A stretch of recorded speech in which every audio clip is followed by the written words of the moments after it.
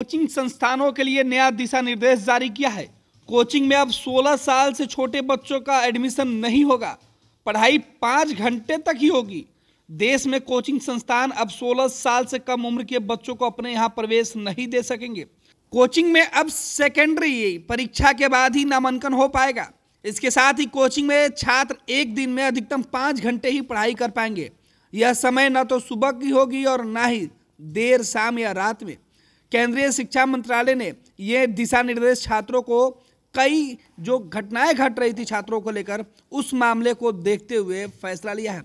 सुविधाओं की कमी और उनकी शिक्षा पद्धति के बारे में मिली शिकायतों के बाद कई दिशा निर्देश जारी किए गए हैं। उसमें ये खास निर्णय है।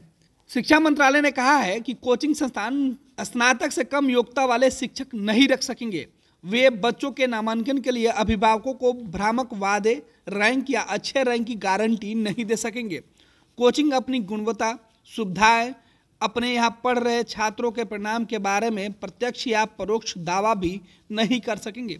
इन नियमों के पालन की प्रणाली के बिना संस्थान पंजीकृत नहीं हो सकेंगे।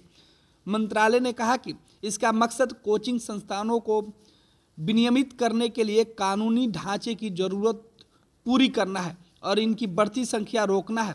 दिशा निर्देश के मुताबिक कोचिंग संस्थान की गतिविधियों की निगरानी के लिए सभी राज्य सरकार जिम्मेवार होंगी। सक्षम अधिकारी कोचिंग सेंटर की नियमित निगरानी करेंगे। वे कोचिंग केंद्र से पूछताछ भी कर सकेंगे। मांगे जाने पर सालाना रिपोर्ट भी दिखानी पड़ेगी कोचिंग संस्थानों को। छात्र छात्राओं को एक दिन में 1 सप्ताह अवकाश देना होगा। इसके अगले दिन कोई टेस्ट नहीं होगा। प्रमुख त्यौहार के दौरान अवकाश ऐसे तय होंगे कि बच्चे परिवार के साथ रह सके।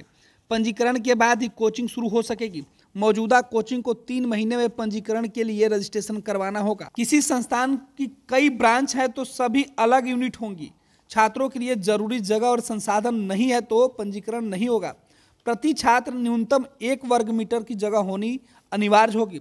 सभी पंजीकृत छात्रों की नोट्स, पाठ सामग्री बिना किसी अतिरिक्त शुल्क के देनी होगी। किसी एक कोर्स की फीस लेने के बाद बढ़ाई नहीं जा सकेगी।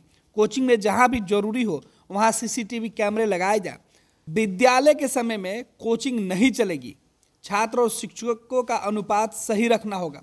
इंजीनियरिंग, मेडिकल के अलावा अन्य विकल्प बताने होंगे। छात्रों के टेस्ट का परिणाम सार्वजनिक नहीं करना होगा। शर्तों का उल्लंघन करने पर पहली बार 25,000 रुपये, दूसरी बार 1 लाख जुर्माना, तीसरी बार उल्लंघन करने पर पंजीकरण रद्द कर दिया जाएगा। कोचिंग ऐसे शिक्षक या व्यक्ति की सेवा नहीं ले सकता है जो नैतिक कदाचार से जुड़े अपराध का दोषी ठहराया गया हो।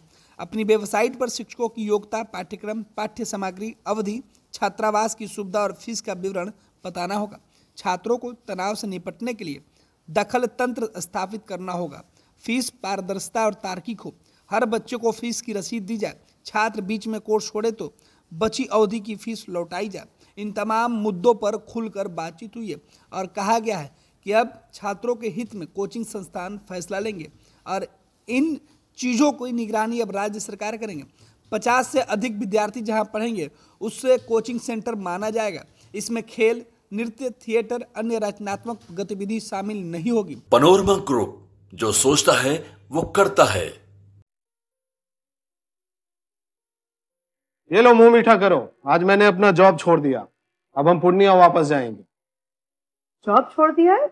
मतलब ये घर कैसे चलेगा? हम करेंगे क्या? और माँ बाबूजी क्या बोलेंगे? इसलिए मैं एक और मिठाई का डब्बा लाया। अपने बिजनेस के लिए लोन अप्रूव हो गया। अरे लोन अप्रूव हो गया वो तो ठीक है, लेकिन पूर्णिया में हम रहेंगे कहाँ? अपना घर भी तो नहीं है वहाँ।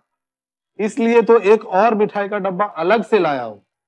हमने पूर्णिया में घर ले लिया है, पूर्णिया के ई होम्स पैनोरमा में। पूर्णिया में पैनोरमा ग्रुप लेकर आए हैं ई होम्स पैनोरमा।